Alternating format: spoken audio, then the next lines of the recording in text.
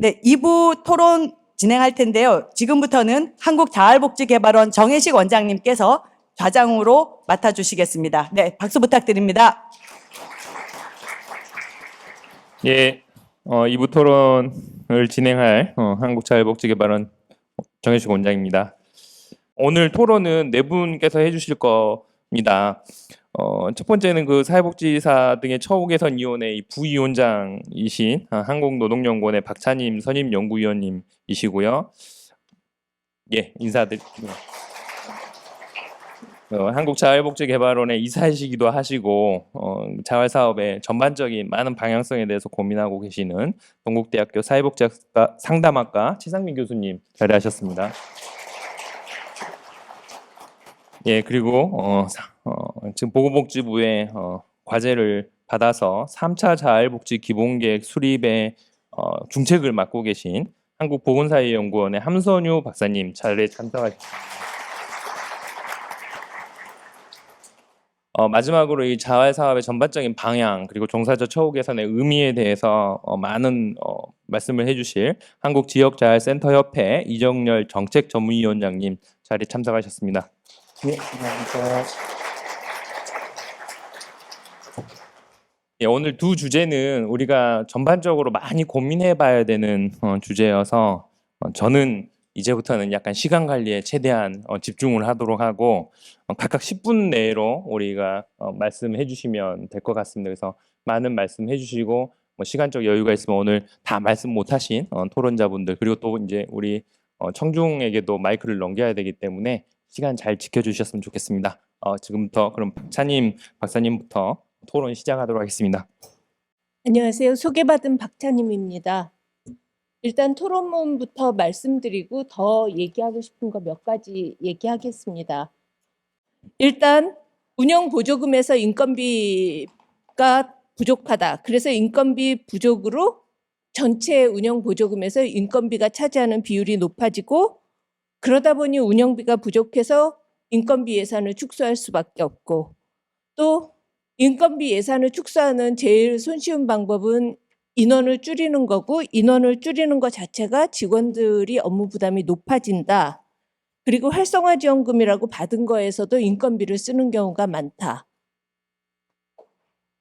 그다음에 정원외 종사자를 짚은 거 저 굉장히 의미 있다고 생각합니다. 정원외 종사자에 대한 처우 문제는 더욱 심각한데 그게 지침 규정 및 사업 예산의 한계 때문에 더욱더 심각하다. 그다음에 타 사회복지 직군에 비해서도 지역자활센터의 처우는 더 열악하다. 그러면서 막 얘기하신 게 우리는 이렇게 차별적으로 더 많은 복합적인 일을 하고 있는데 이게 뭐냐. 그다음에 지자체 처우 개선 사업에 따라서 처우가 달라지니까 중앙정부에서 지자체 좀 조율해서 이런 거를 더 할 수 있게 해달라. 뭐 이런 얘기로 대체적으로 읽었습니다. 그리고 그 방향에 대해서 지금 제언으로 해주신 얘기가 종사자 처우 개선 종합계획을 세우고 가이드라인 100% 적용하고 비정규직 종사자에 대한 단계적 처우 개선 계획을 수립하고 임금을 보장하는 방안을 마련하고 처우 개선 위원회 구성해 사회복지시설 현장에 대표자 종사자를 포함해라. 이 정도의 내용을 얘기해 주신 것 같습니다. 요약하자면 거기에 대해서 대체적으로 동의하지만 몇 가지 이제 제가 제언을 드리자면 첫 번째는 정보를 객관화시킬 필요가 있다. 그러니까 이렇게 조사를 해가지고 나오고 뭐 이러지만 훨씬 더 객관적인 건 사회복지정보원의 시설정보 시스템에 여러분들의 임금, 처지 이런 게 들어가 있으면 그걸 가지고서는 객관적인 자료를 삼아서 남들이 아 이렇구나 하고 무슨 일을 할 때 쓸 수 있다는 얘기입니다. 그래서 객관화되어야지 다른 사람들을 이해시키기도 편하고 힘을 모으기도 편하다. 굉장히 전략적으로 제가 말씀을 드리자면 첫 번째 하나는 그것. 그다음에 처우개선위원회의 아까 발제자는 사회복지사협회, 교육협의회, 사회복지법인협회, 사회복지협의회, 노인복지관협회가 포함되어 있는데 현장을 대표하지 않고 이 사람들은 간접적으로 대표하고 직접적으로 대표하는 사람은 노인종합복지관협회 하나다라고 얘기하신 것 같아요. 그래서 제가 보기에는 현장을 대표하는 단위가 모든 현장의 목소리를 담을 수 있도록 그 중간에 조정하는 과정이 필요하지, 위원회에 그러면은 뭐 청소년도 아동도 들어와야 되죠. 노인 여기 복지관 들어왔지만 또 시설에 계신 분들은 어떻게 할 거며, 이런 식으로 하나하나 다 들어오자고 주장하는 거는 현실 가능성이 떨어진다. 그리고 중앙정부가 처우 개선을 할 수 있도록 처우개선위원회에서 노력할 필요가 있다. 거기에 대해서는 동의합니다. 그런데 처우 개선을 주장할 때 이제 제가 몇 가지 좀 이렇게 말하자면 제언을 드리자면, 우리 업무는 복합화돼 있고 차별화돼 있고 더 어렵다라고 말하는 게 도움이 될까? 그렇지 않은 업무가 사실 어디 있나? 사회복지관 직원이나 뭐 중증장애인 시설에 계신 분들이나 어렵다, 뭐 복합적이다라고 얘기하는 거는 그런 다음에 차별화된 처우가 필요하다라고 얘기하지 않고 또 보면 남들만큼은 받아야 된다라고 이야기를 할 때 이걸 막 강조해서 얘기하는 게 어렵지 않다는 얘기가 아니고, 저는 이게 이렇게 얘기하는 거가 그렇게 효과적인가라는 생각이 들었고, 이제 멀리 있다가 와서 보니까 그런 생각이 더 들 수도 있어요, 제가. 그다음에 두 번째, 인건비 비율 100% 필요하다고 생각하는데 플러스 정원을 늘리려는, 그러니까 필요한 정원을 늘리려는 거 하나 더 하셔야 될 것 같다. 그다음에 세 번째는 비정규직 관련해서 이게 사업비 예산에서 써가지고서는 이제 뭐 여러 가지 제한도 있고 그렇지만, 그럼에도 불구하고 표준화된 모델 케이스를 한번 만들어서, 그럼 물론 사람을 적게 써야 되겠죠. 그러니까 비정규직이 대우를 잘 받는 게 필요하다. 다른 기금을 너네가 만들어내라. 만들어내면 그 다음에 잘해줄게 라고 얘기하는 거는 그냥 하는 얘기에 지나지 않다. 어디선가는 한두 군데 내지는 뭐 서울시, 뭐 경기도 어디가 됐든 먼저 비정규직을 이렇게는 우리는 이렇게 하겠다. 똑같은 차원에서. 그러다 보니까 사람이 이렇게 부족하네라는 케이스, 이게 이제 멀리 있는 사람들이 하는 얘기일 수도 있습니다. 그렇지만 케이스를 만들어 놓고 그 다음에 비정규직이랑 똑같이 하는 것 필요하다가 훨씬 더 설득력이 있지 않을까가 이제 제가 생각한 얘기입니다. 그냥 우리나라 지금 체제가 그렇다는 말씀 하나 드리는 거고, 그 다음에 제가 2011년도에 사회복지 시설 종사자 처우에 대한 연구를 했었거든요. 근데 그때는 생활시설에 대해서 주로 연구를 하고, 우리가 사회복지 시설이라고 이야기할 때 국고지원시설까지 생각 안 하는데, 이 사회복지 시설의 영역에 국고지원시설까지 이렇게 넣어서 생각할 수 있도록 하면 좀 더 낫지 않을까. 처우 개선 운동을 하는데 그런 생각 더불어 합니다. 이상입니다. 예, 박찬인 박사님께서 종사자 처우 개선과 관련된 어떤 전략적인 제언들을 좀 말씀해 주셨고, 많은 토론의 내용들이 있을 것 같습니다. 이후 토론에 이어서 최상미 교수님께서 토론해 주시겠습니다. 네, 먼저 오늘 그 발표해 주신 백하경 교수님하고 이문수 총장님 발표에 감사드리고요. 저는 토론자로서 첨언 수준의 의견을 드리도록 하겠습니다. 방금 이제 근데 박찬인 박사님 토론 들으면서 우리가 좀 객관화해서 우리를 바라볼 필요가 있겠다. 그리고 또 그런 측면에서 제가 이제 정책선이나 성격을 우리가 좀 분명히 할 필요가 있는 시점에 와 있다라는 말씀을 드릴 텐데, 우리가 인건비를 받는 사업으로서의 정체성을 좀 분명히 해야 되겠다는 또 그런 생각을 했습니다. 네, 먼저 그 백 교수님 발제와 관련해서 저는 변화하는 환경에서 자활사업이 어떻게 방향을 잡고 가야 될까에 대한 의견을 드리고자 합니다. 그래서 자활사업은 아까 들었지만 국민기초생활보장법에 근거해서 존재하고 운영되는 만큼 제도적 영향을 많이 받아왔는데요. 도입 시에는 조건부 수급자의 일반 노동시장으로의 그런 취업을 통한 탈수급 지원, 사업으로 설계가 됐죠. 근데 그 이후에는 노동시장의 변화, 제도적 변화, 참여자 특성의 변화 이런 거에 이제 맞춰서 저희가 조건부 수급자 탈수급 지원 사업 외에도 저소득층 창업 중점 지원 사업 같은 성격을 또 가졌고, 그리고 또 조건부 수급자 이외에도 일반 수급자나 차상위층까지 포괄하는 그런 지역사회 저소득층, 포괄적 저소득층 대상의 일자리 사업이자 또 미약하신 분들이 더 많이 들어오시다 보니까 복지 사업의 성격을 또 가지게 됐고, 그게 조금씩 다른 성격들이 더해지면서 지금은 약간 조금 제도적인 그런 정책적인 의도, 목적 이런 것들이 좀 약화되고 있는 그런 모습으로 여겨집니다. 그리고 또 최근에는 자활급여가 인상되고 또 노동시장이 경직화되면서 가능한 한 자활사업에 계시는 분들이 이제 장기 참여하려고 그러시고 또 최전문 현상도 심화되고 있는 그런 성격인데요.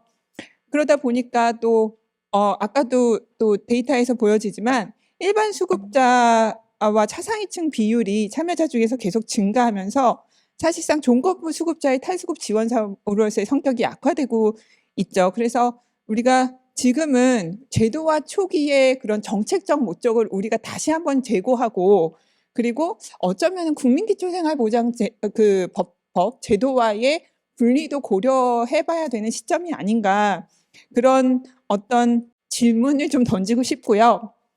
근데 일단 이런 상황인데도 사실상 우리가 지금까지 자활이 뭐고, 자활 사업이 근로 역량이 있지만 복지 서비스가 필요한 그런 지역사회 저소득분들한테 도대체 뭘 해야 되고, 그리고 그분들은 뭘 원하고, 그리고 우리는 그래서 자활센터에서 어떤 서비스와 어떤 그런 것들을 해야 하고, 이런 거에 대해서 도대체 자활이 뭐고, 우리가 지향해야 되는 건 뭐고, 이런 거에 대해서 좀 충분한 어떤 논의와 합의, 이런 것들이 거의 뭐 충분하다고 얘기하기도 그렇죠. 거의 이루어지지 않은 게 사실은 현실이고요.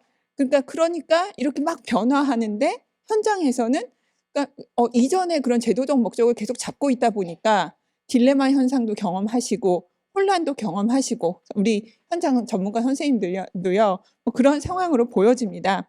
그래서 지금은 사실 제3차 자활기본계획도 수립되는 시점에서 우리가 개발원, 광역, 지역, 협회, 학계, 정책계 이렇게 다 같이 좀 모여서 우리가 변화하는 제도적 그런 어떤 변화하는 제도적인 상황들, 그리고 또 노동시장의 상황들, 그리고 또 참여자의 특성들, 이런 것들을 다차원적으로 고려하면서 자활사업의 의미와 목적, 그리고 대상과 내용, 성격, 정책성 이런 것들을 좀 심도 깊게 논의해서 합의를 좀 찾아가야 될 그런 시점으로 생각이 됩니다. 그리고 제가 근데 그게 제 의견이 어떻다라고 여기서 말씀드리기는 조금 어려운 일인 것 같고, 이 자리가 이런 논의를 좀 진지하게 시작하는 그런 기점이, 다 같이 모여서 시작하는 그런 기점이 되었으면 하는 그런 바람을 말씀드립니다.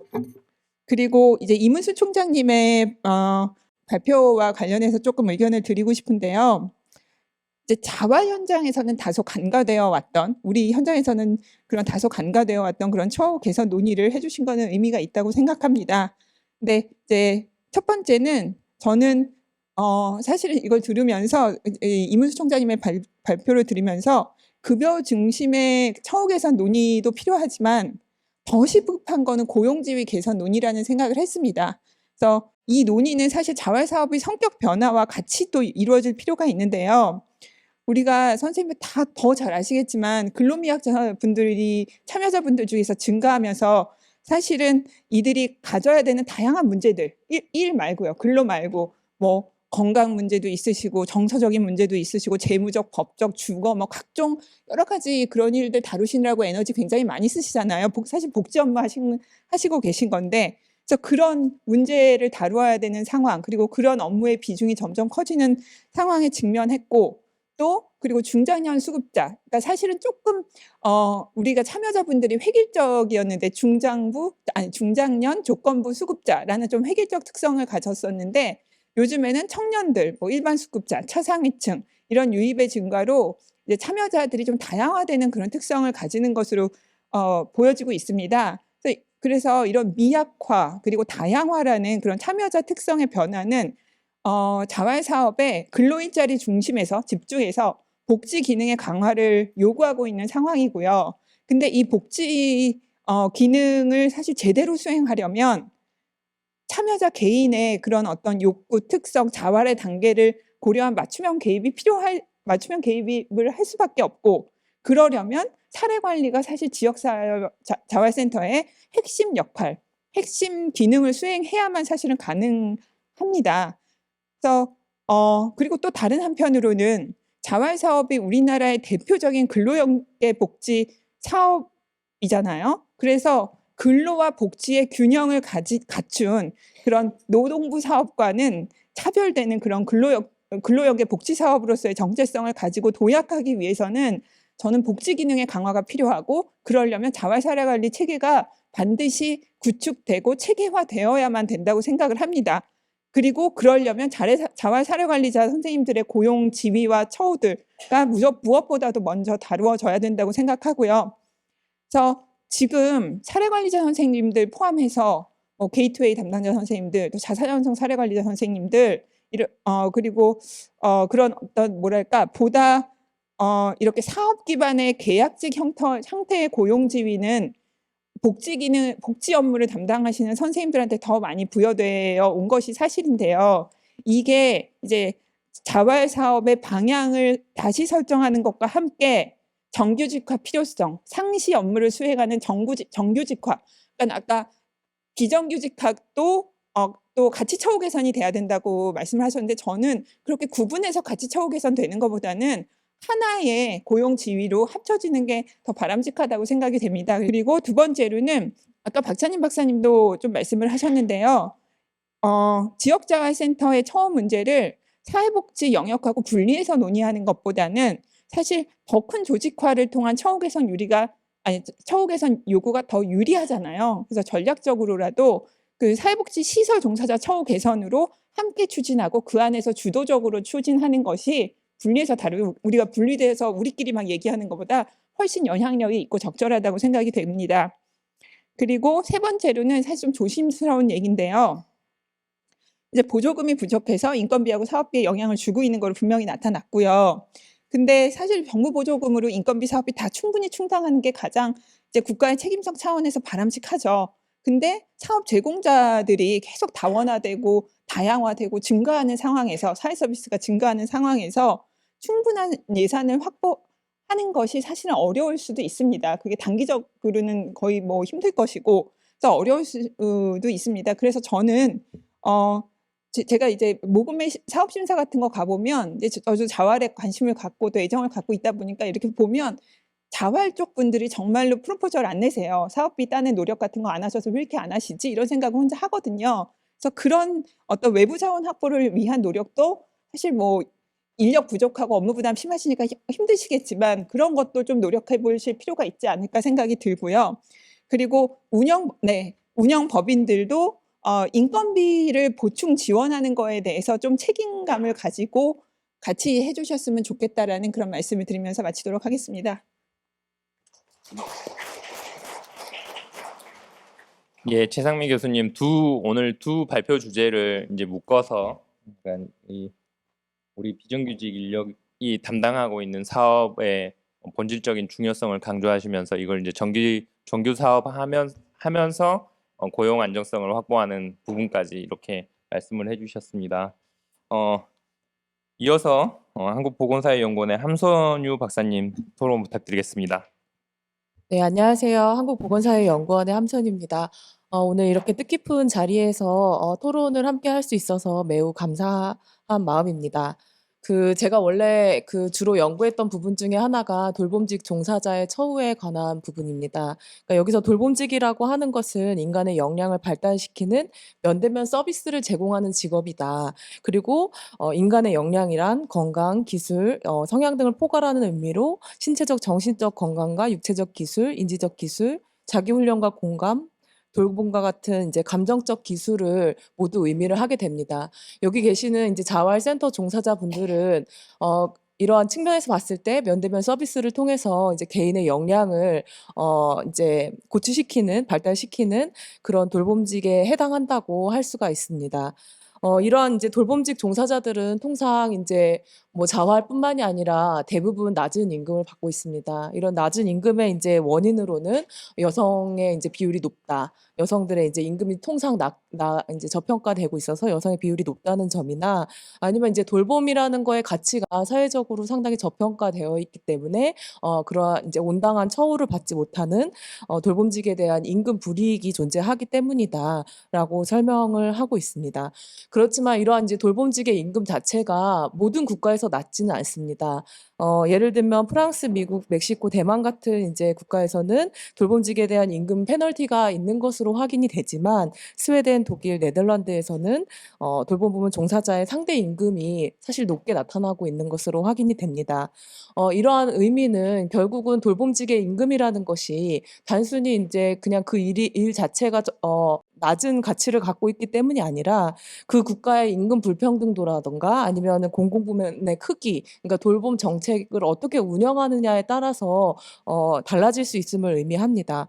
그러니까 즉 그러니까 보건과 복지 분야에 있어서 이러한 그러니까 자활 부문 종사자를 포함한 그런 돌봄직 종사자들의 이제 재정 지원자이자 실질적인 고용주이고, 그리고 그 노동의 감독자 역할을 하는 것은 결국은 정부에 해당한다라는 부분을 이제 말씀드릴 수가 있습니다. 우리나라에서 이제 사회복지사를 포함하는 돌봄 종사자의 임금 대체로 낮은 수준이고, 이제 여타 국가에서는 이제 서비스직에 비해서 보통은 이제 돌봄직 종사자들이 높은 임금을 받는데, 우리나라에서 이제 일반적인 서비스직에 비해서도 돌봄직 종사자 임금이 낮은 수준입니다. 특히 이제 돌봄직 종사자 내에서도 이제 요양보호사나 아니면은 육아 돌보미, 아이 돌보미 같은 부분, 이제 직종 같은 경우는 근로시간이 짧다는 게 이제 상당히 많은 부분을 설명을 하는데, 사회복지사 같은 경우는 대부분 정규 근로시간을 일을 하고 있고, 그리고 이제 학력이나 이제 교육 수준 자체가 좀 높은 편입니다. 그런 거에 비해서 이제 상대적 임금 수준이 낮다라는 점들을 이제 여러 연구를 통해서 확인을 하고 있습니다. 제가 이제 표에 가져왔던 부분을 보시면 이제 사회복지사들의 이제 전체 임금 근로자 대비해 사회복지사가 어떠한 위치에 있는가에 대해서 이제 좀 확인을 하려고 가져왔습니다. 근무 시간은 39.3시간, 거의 표준 근무 시간을 나타내고 있고, 여기에 이제 전체라는 것은 우리나라의 전체 임금 근로자를 의미합니다. 전체 임금 근로자에 비해서 근무 시간 짧지 않고요. 여성의 비율이 높고, 그리고 이제 교육 수준 같은 경우는, 그러니까 높음이 이제 전문대 이상을 의미를 하는데요. 96.2%가 전문대 이상을 졸업을 했습니다. 이제 이거는 보시면은 일반적인 전체 임금 근로자에 비해서 상당히 교육 수준이 높다라는 부분을 이제 확인을 하실 수가 있고요. 밑에 이제 요구 자격증이 있느냐, 100%가 요구 자격증이 있다.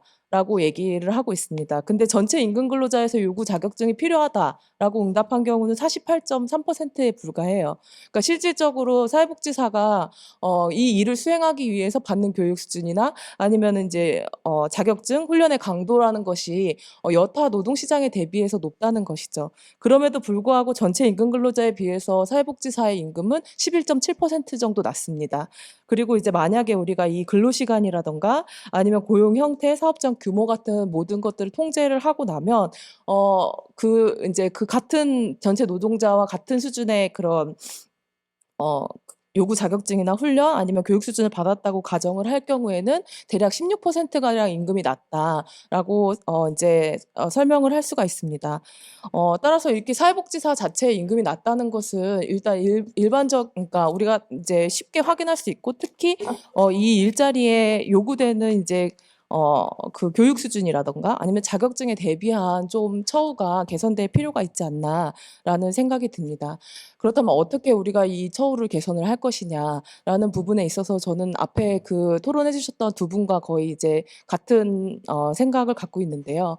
우리가 임금 가이드라인을 보고 그거에 100% 맞춰주자. 아니면 우리는 이제 그거보다 더 많이 받고 싶다.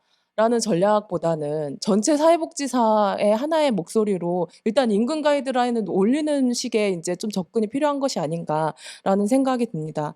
사실 보건과 복지 분야 모두 이제 정부 재정에 의해서 임금이 결정되고 있는데요. 보건 같은 경우는 보건 내에서 사실 직종 굉장히 다양하고 그 직종마다 요구되는 훈련 수준도 다르지만 거기서는 이제 단일 노조가 함께 정부와 교섭을 해서 이제 임금 조건이라던가 일자리 양, 질에 대해서 이제 직접 교섭해서 협상하는 사례가 있습니다. 근데 이제 사회복지 쪽에서는 사실은 이제 그런 단일 대우를 가기보다는 사실 사회복지 내에서도 시설 종사자의 입장, 그리고 그런 제가 방문 서비스의 입장, 그리고 어떻게 보면 지금 오늘 그 발표에서도 얘기했지만 전체 사회복지사 중에서도 우리 자활복지사는 어떻게 다르다. 그런 이제 우리 그 내에서의 차별화 전략보다는 전반적인 사회복지사들이 이제 단일 대우로 가서 일단은 전체 가이드라인을 올리는 그런 방식의 협상이나 그런 구상이 필요하지 않은가라는 생각을 갖고 있습니다. 여기까지가 이제 사회복지사 전반에 대한 내용이었고요. 만약에 우리가 이제 자활 종사 인력과 관련해서 조금 고민을 해보면은 이제 저도 그 최삼희 교수님 말씀해 주셨던 것처럼 정규 인력과 비정규 인력의 차별적 운영도 문제지만 비정규 인력의 그 상당 부분이 많은 부분이 비정규 인력에 할당되어 있다는 것 자체도 문제라고 생각을 합니다. 일단 자활센터 내 정규 인력의 비율이 62.6%인데요. 이 비율이 전체 사회복지사의 이제 그 정규 인력이 79.9% 정도가 됩니다. 그래서 전체 사회복지사에 비해서도 자활센터에 이제 근무하시는 분들의 정규 인력 비중이 낮아요. 그래서 이거는 이제 비정규 인력의 처우 개선의 문제도 있지만 일단 사실은 자활센터라는 것이 한 해 하고 두 해 하고 끝나는 일이 아니라 되게 장기간 동안 정기적으로 수행해야 되는 업무입니다. 그래서 이 부분을 고려를 했을 때 전반적인 이제 비정규 인력의 정규화를 이제 그 목표를 갖는 것도 중요하다고 생각을 합니다. 특히 이제 제2차 자활기본계획에서 강조하고 있는 것이 사람 중심의 자활입니다. 근데 여기서 핵심적인 부분이라고 할 수 있는 것들이 사실은 사례 관리 아니면은 청년 도전 사업 같은 그런 이제 기능으로 대표될 수가 있는데요. 그 부분에서 이제 계약직 비율이 사실 50%를 넘어서는 수준으로 나타납니다. 그래서 2차 기본계획의 목표가 우리가 사람 중심으로 가고 이 사람들에 대한 이제 단순히 그 취창원만으로 하는 것이 아니라 사회 통합적인 기능을 이제 더 확보해 내자고 한다고 하면 이런 기능적인 측면에서도 사실은 그 비정규 인력의 개선이 좀 필요한 것이 아닌가라는 생각이 듭니다. 그리고 이제 한 가지 저는 또 제안을 드리고 싶은 부분은 사람 중심의 자활산업 운영이다라고 얘기를 했을 때 우리가 어떠한 지표를 우리의 이제 성과로 가져갈 수 있는가에 대해서 좀 고민을 해주셨으면 좋겠습니다. 저도 같이 고민을 하겠지만 사실 기초보장 그 제도 내에서 그 유일하게 사람을 만나는 사람들이 여기 자활센터에 계신 분들입니다. 그래서 이 일선 이제 전담 공무원 선생님들은 빈곤층에서의 최근 정신건강 문제가 굉장히 심각해지는 것 같습니다. 뭐 이런 이제 몇 가지 경험적인 그런 얘기를 해주시는데 그런 부분들은 얼마나 이제 자활센터에서 그 자활 그 사업을 운영하는 것이 얼마나 어려운지를 나타내는 한 가지 지표라고 생각을 할 수 있는데 이제 대부분의 사실 빈곤 관련 연구들이 그런 사람이 어떤 사람인가에 대해서 크게 관심이 없습니다. 그러니까 대부분 소득 구성이나 아니면 분배 지표, 전반적인 빈곤율이 어떠냐 이런 데만 초점을 맞고 있는데 여기서 이제 빈곤층이라는 현재의 빈곤층이 어떠한 특성을 가지는지가 자활센터 내에서 이러한 지표를 측정을 해서 이러한 사람들의 구성이 어떻게 바뀌고 있다라는 것을 많이 이제 제안을 해주시고 그걸 정기적으로 관리를 했을 때 우리의 성과가 이것이다라고 주장할 수 있는 측면이 있지 않나라는 생각이 듭니다. 그리고 그러한 이제 그 대상자의 특성을 우리가 계속해서 관리하고 확인하고 통계 생산을 함으로써 사례 관리를 위해서 필요한 연계 자원이 무엇인가 아니면 어떠한 사업이 필요한가에 대한 전략도 함께 수립을 할 수 있을 거라고 생각을 합니다. 저는 2000년대 그 초반의 빈곤층과 현재 빈곤층 굉장히 다를 거라고 생각합니다. 그런데 그런 것들이 사실 어디에서도 그렇게 밝혀지지를 않았습니다. 그래서 그거를 실제 빈곤 현장에서 대상자들을 만나는 센터에서 어떻게 변화했는지를 직접 이제 관측하시고 그리고 이거를 성과로서 제안을 하실 수 있는 그런 좀 전략이 필요하지 않을까라는 생각입니다. 이상입니다. 네, 홍건효 박사님 크게 두 가지 아마 사회복지사 전체적인 처우 개선과 관련된 이야기와 함께 이 사람 중심 자활의 현실 그리고 그것을 수행하기 위한 전문성의 강조 그리고 그런 성과를 한번 드러내는 작업들이 필요하지 않나라는 말씀을 주셨습니다. 자, 이제 마지막으로 이정열 정책 전문위원장님께서 토론해 주시겠습니다. 네, 다시 한번 인사드리겠습니다. 한국지역자활센터협회 정책전문위원회 위원장 이정열입니다. 이제 제가 토론 마지막 순서이고요. 앞서 세 분의 이제 전문 정책위원 연구하시는 분들이 이제 말씀을 주셨고, 저는 이제 현장 종사자의 한 사람으로서 또 그동안 우리 자활 사업에서 어떻게 자활 사업이 이루어졌는지 잠깐 정리하면서 또 앞으로 어떻게 이 문제들이 또 이루어져 가는가 하는 그런 부분들, 그리고 마지막으로 우리 종사자 처우 개선과 관련해서 다른 거를 다 떠나서 법률적으로 법이 정하는 것들을 어떻게 이행할 것인가에 대한 촉구하는 측면으로 말씀을 좀 드리겠습니다. 우리 모두가 잘 알고 있듯이 자활이란 자기 힘으로 살아감을 의미합니다. 이런 의미를 토대로 자활 사업은 자활 주체인 주민이 자활할 수 있도록 교육하고 뒷받침하고 일할 수 있도록 자원을 마련하여 제공하는 모든 활동이라고 할 수 있습니다. 그렇다고 한다면 한 걸음 더 나아가서 자활 사업의 활성화는 무엇일까요? 자활 사업의 활성화란 자활 사업에 참여하는 주민이 스스로의 힘으로 살아갈 수 있도록 지원하기 위해 필요한 제도와 지원 체계 정비, 인적 물적 인프라 구축, 사회환경 변화에 대한 대응 등 다양한 요소들이 보장기관과 사업 수행 기관에서 활발히 작동되는 상태가 아닐까 싶습니다.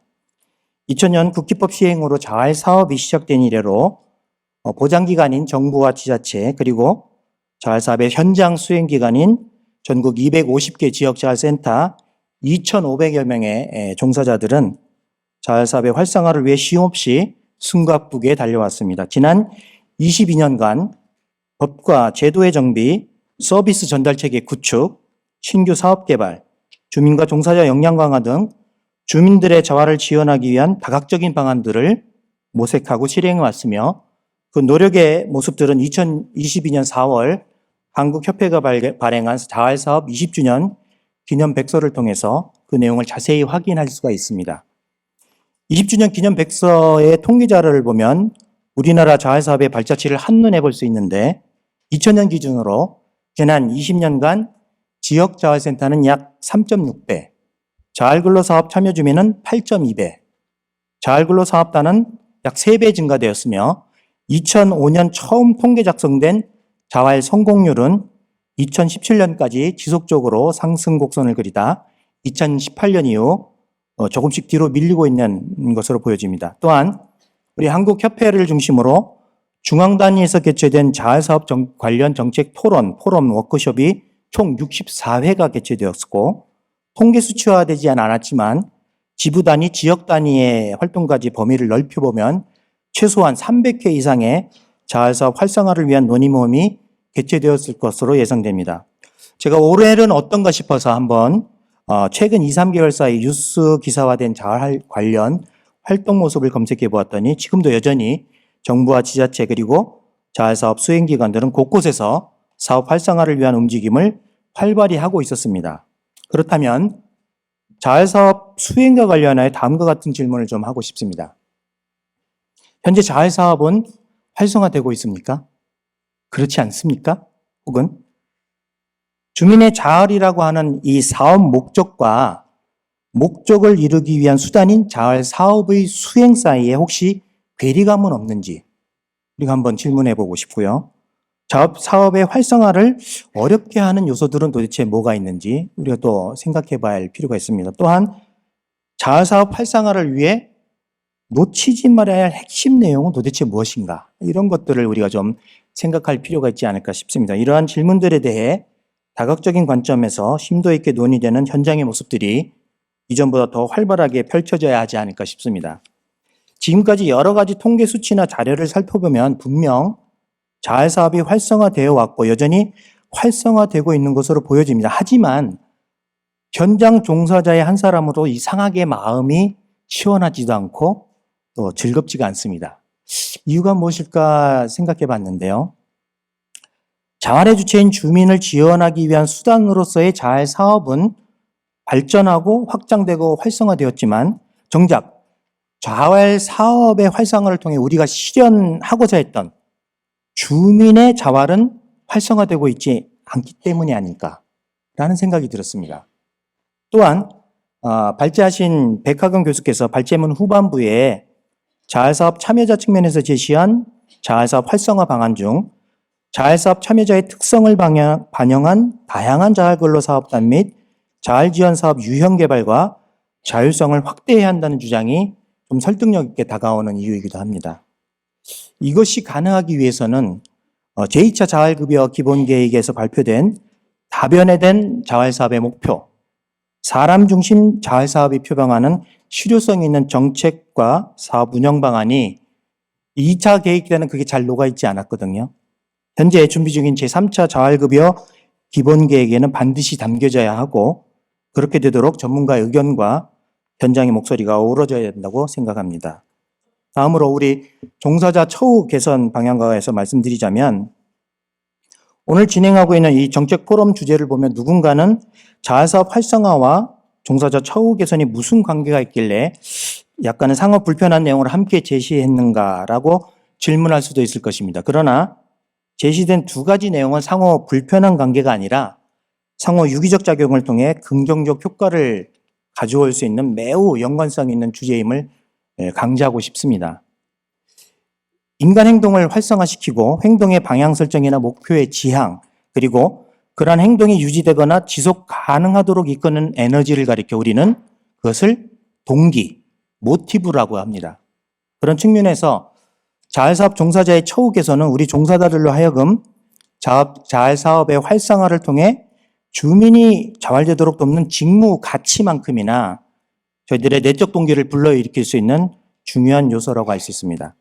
지난 2011년 3월 30일 제정된 사회복지사 등의 처우 및 지위 향상을 위한 법률 제3조 제3항을 보면 국가는 사회복지사 등의 적정 인건비에 관한 기준을 마련해야 하며 지방자치단체는 해당 기준을 준수하기 위하여 노력해야 된다고 되어 있습니다. 따라서 국가는 법률에 따라 매년 적정 인건비에 관한 기준을 마련하고 각 지방자치단체가 이러한 기준을 준수하도록 권고해야 합니다.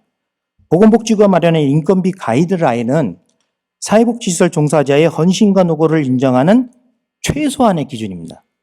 지금 이러한 기준조차도 준수하지 않고 있는 상황입니다. 이런 현실에 대해 저를 비롯해서 오늘 이 자리에 함께하고 하신 200여 명의 종사자분들과 또 함께하지는 못했지만 같은 마음으로 성원하고 계시는 전국 250개 지역자활센터 종사자들은 이 상황들에 대해서 매우 심각하게 생각하고 있는 것이죠. 2020년 10월 국회 보건복지부 국정감사 자료에 따르면 지방이양 사회복지시설의 인건비 가이드라인 준수율은 2019년 기준 99.7%였습니다. 서울, 제주, 광주는 이미 초과 달성한 상태였고요. 충남은 100% 지킨 것으로 나타났습니다. 반면에 국고지원 사회복지시설은 지역자활센터는 2017년에서 19년까지 3년 연속 90.4%에 머물러 있었습니다. 처우 개선을 위한 한국협회의 다양한 활동과 그것에 또 동의하는 보건복지부의 활동을 통해 지난해 94.4%까지 오르긴 했지만 금년에 다시 93.6%로 떨어진 상황입니다. 사회복지사의 처우 개선에 관한 문제는 지난 정부뿐만 아니라 현 정부와 국회에서도 현재 진행형으로 이야기하고 있는 그런 내용임을 우리가 상기해야겠습니다. 2022년 작년 1월 18일 한국사회복지사협회 대선 후보 초청 간담회에서 당시 윤석열 후보께서는 사회복지시설 종사자 처우 개선을 위해 단일 임금 체계를 단계적으로 도입하겠다. 기관의 재정 여건에 따라서 천차만별인 처우 시스템은 공정하지 않다고 하셨으며 단일 임금 체계의 단계적 도입과 공정한 처우 개선을 이야기하였습니다.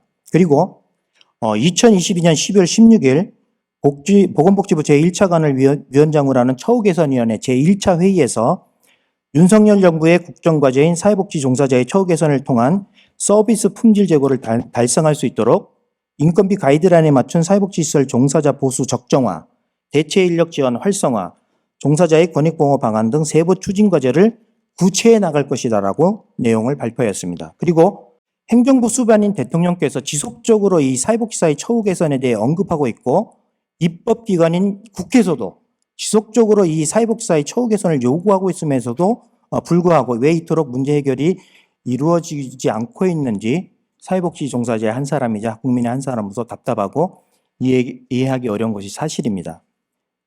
지역자활센터 종사자의 인건비를 복지부 가이드라인에 맞춰달라고 요구하는 것, 이것은 공정치 못하거나 지나친 요구가 아닙니다. 이것은 법이 명시한 대로 행정부가 약속하고 입법부가 이행할 것을 요구한 사안에 대해 실효성 있게 시행해 줄 것을 촉구하는 합당한 권리 행위입니다. 우리는 지난 2011년부터 지금까지 12년간 이 문제를 위해 문을 두드려 왔는데 여전히 개선되지 않고 있습니다. 이제는 우리들의 염원에 귀 기울여 줄 때도 되지 않았습니까? 자활사업 수행기관인 지역자활센터 종사자들에 대한 인건비 가이드라인 100% 준수와 처우 개선, 그것으로부터 사회복지사 등의 처우 및 지위 향상을 위한 법률은 진전되는 것이고 단계적 향상을 위한 출발점이 되는 것입니다. 그렇게 되도록 보건복지부와 국회가 적극적으로 활동해 주시기를 강력히 촉구드리면서 토론을 마치고자 합니다. 감사합니다.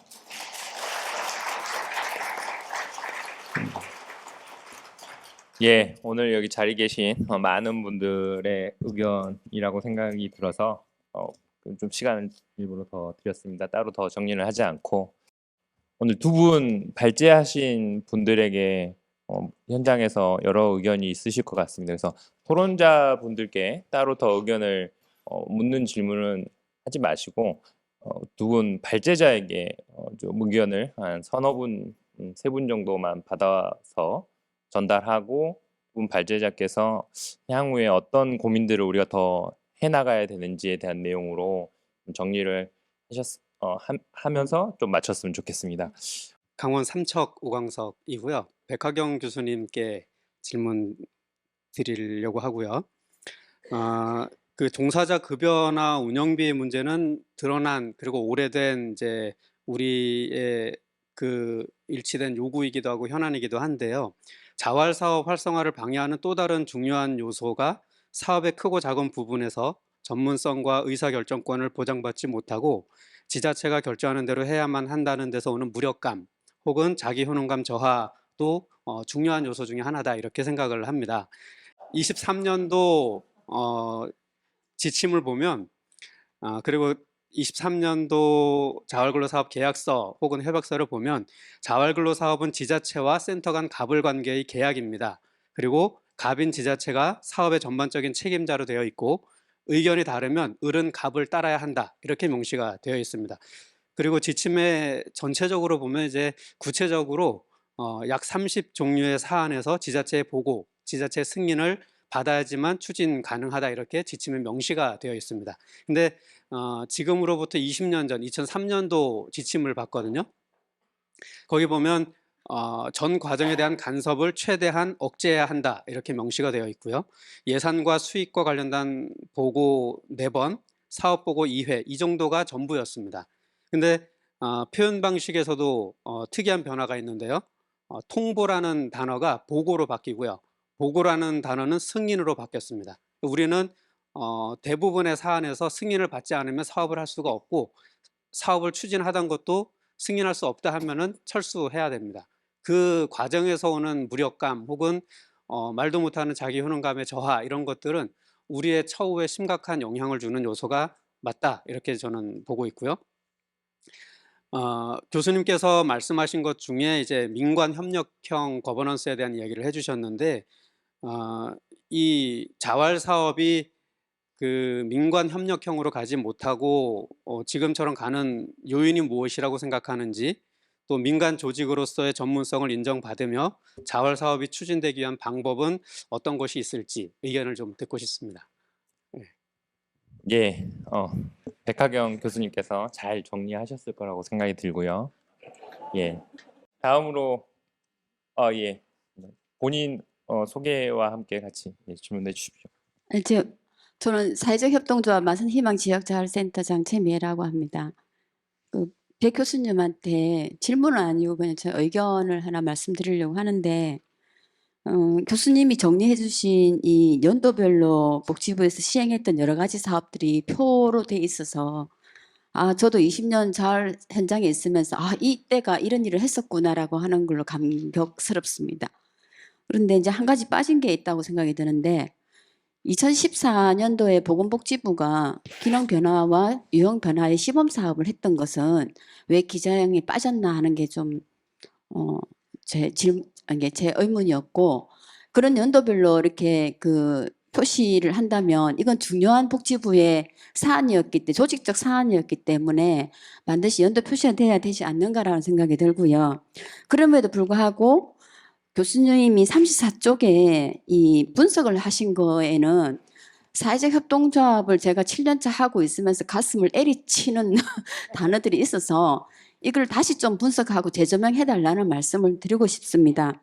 시범 사업이 여러분들도 아시다시피 2014년 12월 30일부로 종료를 한다고는 표명을 하고 있습니다.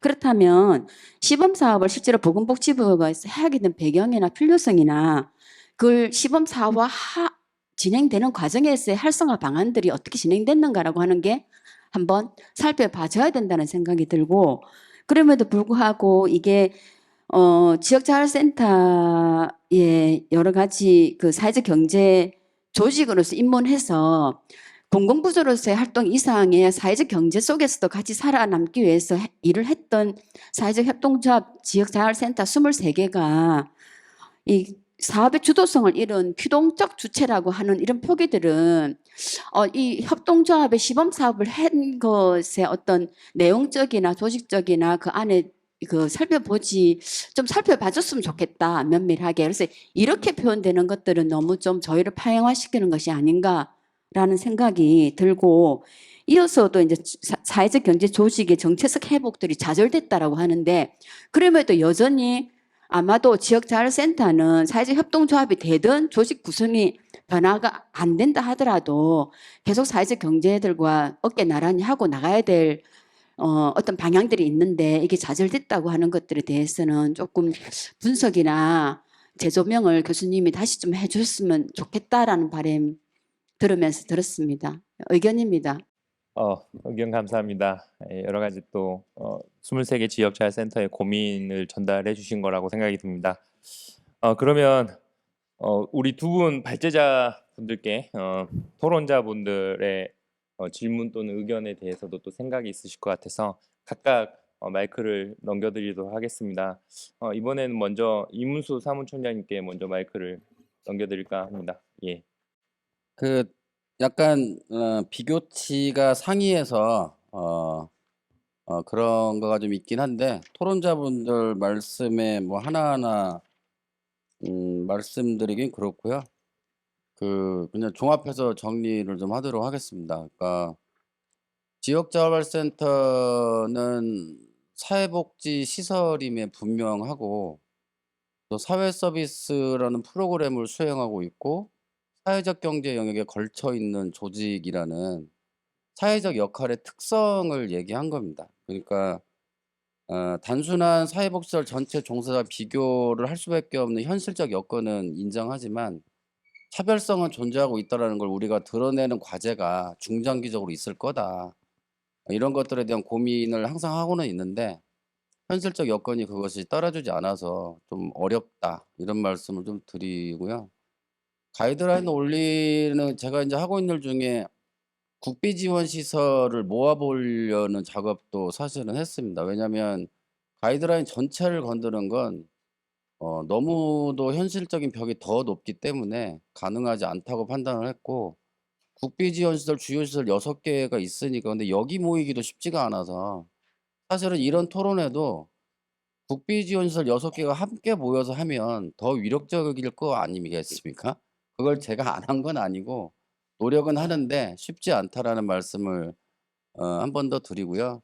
우리만 힘들다 이런 주장이야. 오늘은 이상적인 얘기를 하는 거니까 일부러 말씀드린 거고, 당연히 정부와 협상해서 그렇게 얘기하지는 않습니다. 그러니까 전반적으로 정부는 종합적인 걸 봐야 되는 것이고 저희는 저희 욕구를 얘기하더라도 정부가 종합적인 걸 바라보는 어떤 그런 처지와 여건도 고려하면서 주장을 해야 되기 때문에 거기에 맞는 현실적이고 합리적인 안을 주장을 하는데 자활사업 활성화와 종사자 처우에서는 닭이 먼저냐 달걀이 먼저라는 그런 느낌도 간혹은 받습니다. 그래서 자활사업 활성화하려면 종사자들의 동기부여가 필요하고 그거는 처우 개선이어야 된다 이럴 수도 있고 그리고 자활사업이 활성화가 돼야 사회적 호응도도 높고 그래서 예산을 확보하기가 좀 용이하다. 이래서 처우 개선이 그런 식으로 이루어져야 된다. 이렇게 얘기할 수도 있고 뭐 상호 맞물릴 수도 있고 선순환 문제일 수도 있는데 문제는 이제 자활사업의 활성화를 바라보는 관점의 차이도 여전히 통일돼 있지 않다라는 것이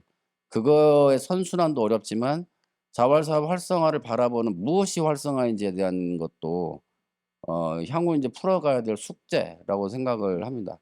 그럼에도 불구하고 이제는 종사 처우 개선 문제가 비교치, 현실적 여건 이런 걸로 좀 가로막혀 있기에는 너무 어려운 문제이니 좀 이렇게 단계적으로 풀 수 있는 것부터 사소한 것부터 좀 풀어나가고 정부는 어떠한 지침이더라도 최소한 지역자활센터 종사자들의 사기를 저하시키는 것들을 안 했으면 좋겠다. 이런 말씀을 끝으로 향후에 자활사업 활성화에 대한 관점 그리고 거기에 따른 처우 개선의 방향에 대해서 진지하게 학계와 정부와 현장이 논의하는 자리가 됐으면 하는 바람입니다. 이상입니다. 일단은 그 마지막 하신 두 분에 대해 질문과 의견에 대해서 조금 간단히 언급하고 전체적으로 제 의견 말씀을 드리겠습니다. 제가 마산희망 사업센터의 이제 초기 5개 센터 경험들 분석할 때 마산희망을 접했었는데요. 일단은 지금 유형 다변화 시범 사업이 2024년에 종료가 되는데 말씀하신 것처럼 시범 사업에서의 성과와 한계가 뭔지를 명확히 복지부나 개발원은 정리해야 된다고 생각을 합니다. 근데 이제 마치 지금의 상황들은 사업 지정 구조, 법인 구조의 문제로 인해서 사업이 종료되는 것처럼 그냥 언뜻 보면 그렇게 보여질 수 있습니다. 그런데 저는 지난 사업 자활센터가 사회적 경제 조직으로서 어떻게 경험을 했는지에 대한 성과들이 정리가 돼야 되고 그리고 이게 저는 지역자활센터뿐만 아니라 저는 이 연구 초기 할 때는 센터 자체의 사회적 경제 조직으로 정체성 이거를 고민을 많이 했었는데요. 최근에는 좀 고민의 방향이 자활 기업으로 좀 바뀌는 것 같더라고요. 센터는 사업을 수행하는 기관이기 때문에 실은 자활근로사업단 그다음에 자활 기업이 사회적 경제 조직으로서 어떻게 성장하는지가 우리가 고민해야 될 부분이 아닌가 생각이 들고 시범 사업의 그런 경험들이 저는 자활 기업의 사회적 경제 조직으로서 성장에 좀 기여를 했으면 좋겠다라고 생각이 들고 근데 저는 또 고민하고 있는 거가 유형 다변화보다는 기능 다변화에 대한 도전. 실은 기능 다변화가 흐지부지 돼서 21년에 시범 사업 끝났는데 기능 다변화를 그때 했던 방향이 아닌 다른 방식으로 좀 고민할 수 있겠다라는 거를 최근에 고민을 하고 있고요. 그다음에 이제 삼척 지역자활센터 센터장님 말씀하신 것들은 때로 문제가 되죠. 왜냐하면 정부 주도나 정부의 관료에 의한 정책 결정, 뭐 여기 복지부 사무관님 계시지만 중앙부처에 관료된 관리형 사업 수행 방식과 이것들이 굉장히 강력하죠. 우린 중앙 집중적 성격을 가지고 있으니까. 근데 이제 지방정부의 역할들이 커지면서 지방정부 지자체들도 그러한 관리형 사업들을 하고 있는 거고 그다음에 수행 주체들 지역자활센터들도 그게 익숙해졌습니다. 그다음에 모든 것들이 어쨌든 지자체를 통해서 협력 구조나 지원들이 이루어지기 때문에 잘 보여야 되거든요. 그러다 보니까 요구하는 것에 대해서 뭐 그냥 가능하면 문제 제기를 하지 않는 이런 구조적인 문제가 고착화되고 있다. 이 문제를 전 다시 되짚어봐야 된다는 것 같은 의견입니다. 그렇기 때문에 목소리를 내셔야 된다고 생각해요. 일단은 제도적인 영역에서 바꿔야 될 것들이 있고 현장에서도 이런 간섭에 대해서 다시 관계 재정립을 요구하는 좀 사소한 부분들도 가능하거든요. 이게 현장 차원에서 할 수 있는 것과 제도적 차원에서 할 수 있는 것들, 그다음에 이제 뭐 연구자로서 할 수 있는 것들이 좀 있는 것 같습니다. 네, 그런 부분들 전적으로 민간의 협력적 구조나 민간 기관이 가진 자율성을 보장하는 자활사업 구조를 만들어야 된다. 왜냐하면 자활사업의 성과들은 민간 기관이 굉장히 실험을 많이 하고 한 성과들이 나온 거거든요. 근데 지금은 지침이 너무, 제가 맨날 얘기하잖아요. 지침이 너무 두꺼워. 저는 지침 완전히 슬림하게 바꿔야 된다. 대신에 현장에서도 질문하지 않아야 돼요. 개발원에 이 지침 이거 어떻게 해요라고 하면 지침에 또 넣잖아요. 근데 자율적으로 하시면 돼요. 근데 그걸 보장하고 제도적으로. 그리고 현장 민간기관이 실험을 해야 자활사업에서 새로운 뭐 저소득층 시창업 지원 모델도 나올 수 있고, 아니면 복지, 우리 가사감정 서비스에서 사회 서비스 성과 나왔던 것처럼 그런 복지 제도, 사회 서비스 확대에 우리가 기여할 수 있다. 이제 우리 이런 부분들을 성과에 대한 인정과 확산, 이런 방식들이 좀 필요하다고 생각이 듭니다. 그다음 목표의 다변화 부분들은 실은 저는 좀 고민이 됩니다. 다중적 목표인데 아까 조건부 수급제도라든가 지역자활센터는 치창업 지원 자립 이런 것들인데, 실은 현재 상황에서는 다중적 목표 설정이 필요한데 자활사업을 잘하는 거는 치창업 지원이거든요. 그래서 정말 치창업 지원이 필요한 사람들에게 자활지원센터의 역량이 집중되면 더 되는 거 아닌가라는 고민, 저 솔직히 두 가지를 고민하고, 두 가지 측면에서 다 고민하고 있거든요. 현재 상태에는 참여자들 조건부 수급 있고 근로 미학자들이 오는 상태에서는 다중적 목표 설정하고 그게 가능한 구조로 가야 된다는 맞는데, 중장기적으로 지역재활센터가 계속 이렇게 근로능력 미약한 사람들에게 복지 서비스를 하는 역할로 가는 거가 지역재활센터가 잘하는 건가? 라는 고민이 솔직히 있어요. 지역자활센터가 잘하는 거는 일자리 만들어내고 취창업해주고 이거를 우리가 잘하는데 라는 생각. 근데 취약성이 있는 분들에게 당연히 복지 서비스를 해야 되는데, 이제 우리가 가진 성과에나 전문성은 거기에 있는 건데, 그래서 솔직히 저는 조금 고민이 되고 있습니다. 이런 부분들은 현장과 여기 계신 분에서 이후에 좀 논의했으면 좋겠다라고 생각이 듭니다. 네.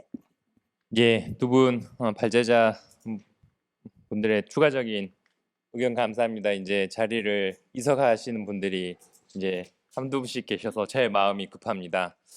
아마 오늘 말씀 주시는 한 꼭지 한 꼭지 하면서 정말 뭐 토론할 문제가 많고, 예를 들어서 최상민 교수님의 의견과 백하경 교수님의 의견은 지금 우리가 놓여 있는 자활사업의 정책 방향과 관련된 다른 고민들을, 이걸 지금 우리 지역자활센터는 두 가지 고민을 같이 하면서 일을 해야 되는 것이고, 그러다 보니까 어느 한쪽은 이제 정규성이라는 걸 확보하지 못해서 비정규직 인력으로 사례 관리라든지 이런 등등등을 하고 있는, 그래서 여기 오신 많은 센터장님들은 본인이 자활사업의 종사자이면서 또 한편으로는 고용주이기 때문에 가지고 있는 그 마음, 애잔함 이런 부분들을 다 고민하고 계실 거라는 생각이 듭니다. 그런 고민들 마찬가지로 우리 개발원도 똑같은 고민을 하고 있습니다. 이 많은 주제들이 우리 개발원의 고민 사항이라고 생각이 들고요.